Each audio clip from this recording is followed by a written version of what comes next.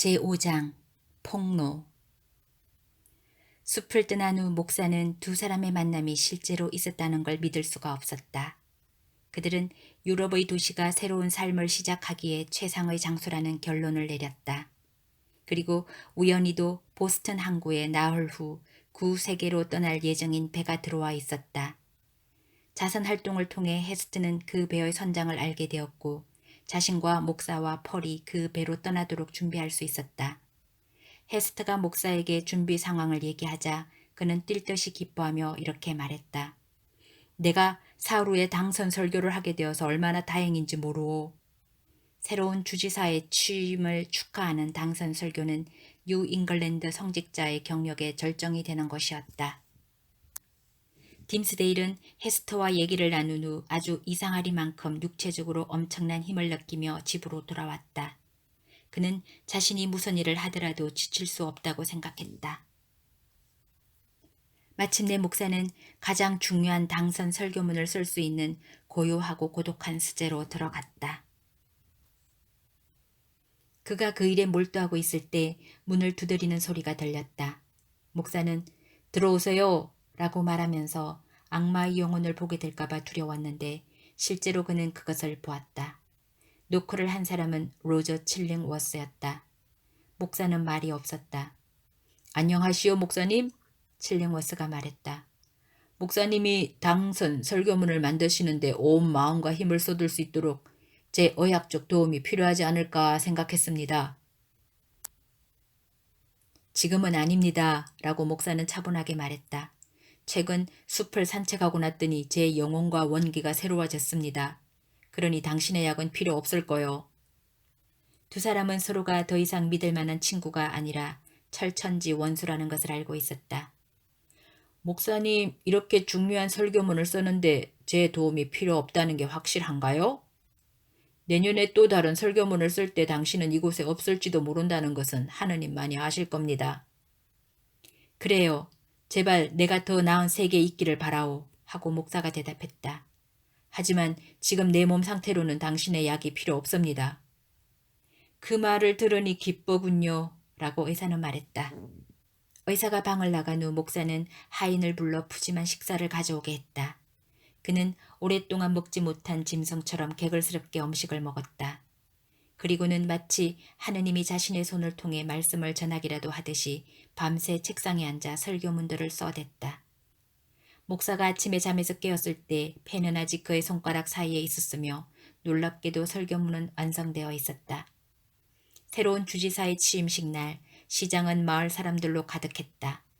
그들은 관리들의 행렬이 지나가는 것을 보고 목사의 설교를 듣기 위해 기다리고 있었다. 헤스터와 펄도 사람들 속에 있었다. 그들 주변에선 온통 축제와 레슬링 경기와 대회들이 열리고 있었다. 엄격한 청교도 사회는 자신들에게 허락된 만큼 즐기는 사람들로 가득했다. 펄이 목사도 그곳에 올 거냐고 묻자 헤스트는 말했다. 그래, 하지만 그분은 우리와 함께 있지 않을 거야. 그러니 오늘 그분을 보더라도 말을 걸어서는 안 돼? 로즈 칠링워스도 축제에 왔다. 헤스트가 처음 그를 발견했을 때 그는 다음날 유럽으로 떠나는 배의 선장과 얘기를 나누고 있었다. 나중에 헤스터가 선장과 얘기를 나눌 때 그는 칠링워스도 여행에 그들과 동행할 것이라고 말했다. 그 무시무시한 소식에 그녀의 심장은 철렁 내려앉았다. 그리고 칠링워스를 보자 그의 미소가 끔찍하고 비밀스러운 의미를 감추고 있다고 느껴졌다. 그러나 헤스트는 선장의 충격적인 소식에 대해 생각할 시간이 없었다. 목사가 설교할 시간이 가까워진 것이다. 딤스데일 목사를 보았을 때 그녀는 그가 예전에 한 번도 본 적이 없는 다른 사람인 것 같이 느껴졌다. 마치 그가 다른 세상에 있는 것처럼 슬프게 느껴졌던 것이다. 그리고 헤스트는 히빈스 부인을 보았다. 그녀는 헤스터에게 최근에 숲속에서 목사를 만났는지 물어보았다. 헤스트는 아니라고 대답했다. 그러나 히빈스는 계속 그녀에게 목사가 그곳에 있었고 악마의 명부에 이름을 썼다고 말했다. 그녀는 악마가 자신의 명부에 서명했음을 인정하지 않으려는 사람들에게 낙인을 남기는 방법을 갖고 있다고 말했다. 설상가상으로 축제가 열리자 외부 지역 사람들이 마을로 많이 왔다. 그들은 헤스터의 치욕의 낙인을 보면서 손가락질을 하며 그녀를 둘러쌌다. 이날 헤스트는 그 글자를 처음 달았던 날보다 더 큰 고통을 느꼈다. 아무도 몰랐던 사실은 똑같은 불명예의 낙인이 신앙심 깊은 딤스데일 목사의 몸에서도 불타고 있다는 것이었다. 목사의 힘차고 설득력 있는 목소리가 시장 전체에 들린 것은 이때였으며 그것은 시장의 동쪽 끝에 있는 높은 연단에서 울려 퍼졌다. 사람들은 그의 심오한 말에 입을 다물었다. 많은 사람들이 말하기를 그날처럼 그렇게 현명하고 고결하고 성스러운 영혼이 말하는 것을 들어본 적이 없다고 했다. 연단 위에 서 있을 때 목사는 하느님의 영감을 얻어 파도처럼 힘차게 밀려드는 말을 통해 가장 자랑스러운 영광의 절정에 도달했다. 한편 여전히 가슴에 불타는 상징을 달고 있던 헤스터와 폴은 낡은 처형대 옆에 서 있었다. 목사의 연설이 끝나자 음악이 시작되고 명예로운 마을 원로들의 행렬이 사람들 사이를 뚫고 좁은 길을 지나가기 시작했다. 그들이 시장 서쪽 끝에 다다랐을 때 사람들은 환호성을 질렀다. 환호성이 잠잠해지자 헤스트는 목사를 보았고 그가 얼마나 창백하고 약해 보이는지 깜짝 놀랐다. 마치 그는 강력하고 인상적인 설교를 하기 위해 마지막 남은 모든 힘을 다 소진한 것 같았다. 이제 그는 겨우 혼자 서 있을 수 있을 정도로 허약해 보였다. 윌슨 목사는 그가 쓰러질까봐 서둘러 딤스데일 목사 옆으로 가서 그의 팔을 붙잡으려 했지만 딤스데일은 그를 뿌리쳤다. 그는 비틀거리는 아기처럼 계속 혼자 걸어갔다. 그때쯤 그는 낡은 처형대에 아주 가까이 있었다. 군중들은 충격 속에서 그를 바라보며 그의 속세의 연약함이 그의 신성한 힘의 또 다른 징표가 아닐까 궁금해했다. 갑자기 목사가 처형대 쪽을 바라보며 양팔을 벌렸다. 헤스터, 그가 외쳤다. 내 딸 펄, 이리 와요. 그의 얼굴은 끔찍하게 고통스러운 표정을 지었다. 그러나 펄은 그에게 달려가 두 팔로 그를 껴안았다. 헤스트는 마치 보이지 않는 손에 밀려가듯 천천히 그에게 다가갔다. 목사의 체중을 지탱해주는 헤스터와 그의 손을 잡은 펄과 함께 그들은 처형대 계단을 올라갔다. 미쳤어요! 라고 그들 가까이 서 있던 로저 칠링워스가 속삭였다. 그 여자와 아이에게서 떨어져요. 당신은 자신의 훌륭한 이름을 더럽히고 불명예의 구덩이 속으로 내던져질 거요. 그 후에는 나도 당신을 도울 수 없어요. 하하하하. 목사가 칠링워스를 비웃었다. 이 악마야. 이번엔 너무 늦었다. 하느님의 도움으로 이제 나는 너에게서 도망칠 것이다. 세 사람이 처형대 위에 섰을 때 군중들은 소란하게 지켜보고 있었다. 지위가 높은 귀족들은 그의 행동의 의미를 이해할 수 없었다. 널건 칠링워스는 그들을 따라 마치 자기가 그들의 유죄 드라마에 출연한 또 다른 배우인 것처럼 마지막 막을 위해 무대로 올라갔다. 그는 어두운 얼굴로 목사를 보며 이렇게 말했다. 당신은 지구상에서 내게서 숨을 장소를 찾을 수 있었을 텐데 높든 낮든 처형대 말고는 당신이 도망칠 수 있었던 장소는 없군. 목사는 헤스트를 보았다. 이것이 우리가 숲에서 세운 계획보다 낫지 않소?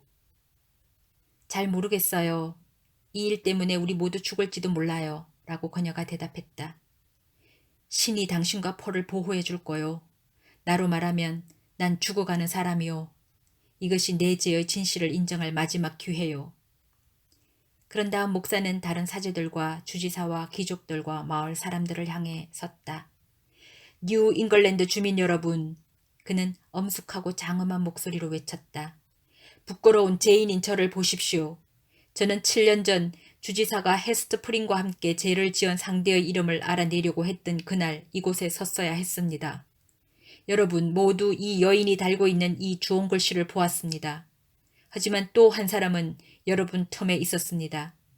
여러분은 그에게 찍혀있는 치욕과 파렴치의 낙인을 보지 못했습니다. 이때 목사는 너무 힘이 빠져서 쓰러질 뻔했다. 그러나 그는 가까스로 혼자 서서 헤스터와 폴로부터 한 발짝 앞으로 걸어나갔다. 하지만 이제 여러분은 신의 위대한 힘과 진정한 치욕의 낙인을 보아야 합니다. 보십시오. 빠른 동작으로 목사는 자신의 성의를 찢고 맨 가슴을 드러냈다. 군중들은 그의 가슴살에 새겨진 끔찍한 기적의 흔적을 뚫어지게 응시하면서 공포에 사로잡혔다. 목사의 얼굴엔 성리의 표정이 번졌다. 그리고 잠시 후에 그는 처형대 바닥에 쓰러졌다. 헤스트는 손으로 그의 머리를 들었고 널건 칠링워스는 그의 옆에 무릎을 꿇고 말했다. 당신은 내게서 벗어났소. 당신은 내게서 벗어났소. 내 딸 포라, 이제 내게 키스해 주겠니? 라고 목사는 자기 옆에 있는 아이에게 말했다. 아이는 앞으로 몸을 숙여 그의 입술에 키스했다. 그 키스와 함께 평생 그 아이에게 드리워져 있었던 깊은 슬픔의 주문이 풀렸다. 아이의 눈물이 아버지의 뺨에 떨어졌다. 안녕, 헤스트, 라고 목사가 말했다. 하늘에서 다시 만나지 못할까요? 우리의 영원한 삶을 함께 보내지 못할까요? 우리는 그에 대한 대가를 분명 충분히 치렀어요. 라고 그녀는 그에게 말했다. 그건 자비로운 신만이 아실 거요. 라고 목사는 말했다. 그분이 이 사람들에게 진실을 말하도록 나를 이곳으로 인도하지 않았다면 나는 영원히 방황했을 거요. 신의 이름을 찬양하시오. 신의 뜻이 이루어졌소. 안녕. 그 말과 함께 목사는 마지막 숨을 내쉬었다. 사람들은 충격과 경외감에 사로잡혀 숨을 죽이고 꼼짝하지 않았다. 며칠이 지나도록 많은 사람들은 헤스터의 것과 똑같이 자신들이 보았던 목사의 가슴에 새겨진 주홍 글씨에 대해 얘기했다. 어떤 사람들은 그가 끔찍한 자기 고문을 통해 그것을 자기 몸에 새겼다고 생각했다. 또 어떤 사람은 로저 칠링워스가 그것을 그의 몸에 새기기 위해 약과 마법의 주문을 사용했다고 생각했다. 그리고 어떤 사람들은 여전히 하느님이 그의 죄를 벌하기 위해 그것을 거기에 새겨 놓았다고 믿었다. 많은 종교 권력자들이 딤스데일 목사의 인격을 변호했고 그가 죽어가며 한 말은 헤스터 프린과 그녀의 딸 문제에 대해 무죄를 선언한 것으로 발표했다. 그들은 목사가 자신의 예를 통해 강력한 설교를 하기 위해 지상에서의 마지막 순간을 이용한 것뿐이라고 말했다. 하지만 가엾은 목사의 불행한 경험에서 두드러진 확실한 교훈은 결국 진실하라, 진실하라, 진실하라는 것이었다. 로저 칠링워스는 복수의 대상이 사라지자 하찮은 존재로 점점 시들어갔다. 그는 가턴의 세상을 떠났고 헤스터 프린의 딸 펄에게 많은 돈과 재산을 남겼다. 그 후 한동안 펄과 헤스트는 마을에서 사라졌다. 그러나 결국 펄은 신세계에서 가장 부유한 상속녀가 되었고 헤스터 프린은 작은 오두막으로 돌아와 힘든 노동과 자선활동을 통해 소박한 삶을 계속 이어갔다. 마침내 아주 많은 나이에 세상을 뜨자 그녀는 이름 모를 무덤 옆에 묻혔고 그 무덤과 그녀의 무덤은 아무것도 적히지 않은 묘비 하나를 공유했다. 몇 년이 흐른 후 신비하게도 묘비에 방패 모양의 문장이 새겨져 나타났다. 누구나 그것을 해독할 수 있다면 금은 바탕에 붉은 A자라는 비문을 보게 될 것이다. 청교도의 엄격한 규율에 맞서 진실과 사랑으로 당당하게 버틴 헤스터 프린의 용기를 응원하며 나타샤와 함께하는 책 여행 주홍글씨를 마치겠습니다. 행복한 시간 되세요.